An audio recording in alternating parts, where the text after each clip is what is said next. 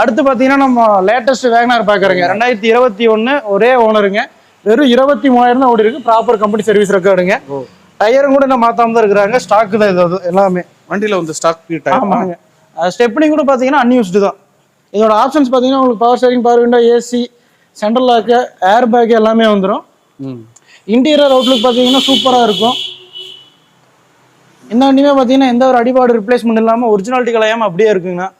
இந்த வண்டி நம்ம கோட் பண்ணுற ப்ரைஸ் பார்த்தீங்கன்னா 5,75,000 கோட் பண்ணுதுங்க. இதுவும் ஃபிக்ஸ்டு ப்ரைஸ் இல்லை, நெகோஷியேட்டபிள் தான். ஆல் ஓவர் தமிழ்நாடு பார்த்தீங்கன்னா நம்ம பேங்க் லோன் பண்ணி கொடுத்துடலாம்.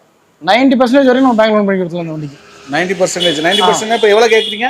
5,75,000 கேட்குதுங்க. 5,75,000னா 5 லட்ச ரூபா வரைக்கும் தாராளமாக பண்ணி தரலாம். நெகோசியேட் பண்ணோம்னா ஒரு சின்ன அமௌண்ட் தேவைப்படும். ஆமாங்க. ஆமாம், பெரிய வித்தியாசம் இல்லாமல் தானே சொல்கிறீங்க? இல்லை எவ்வளோ குறைப்பீங்க ஒரு ஐடியா கண்டி?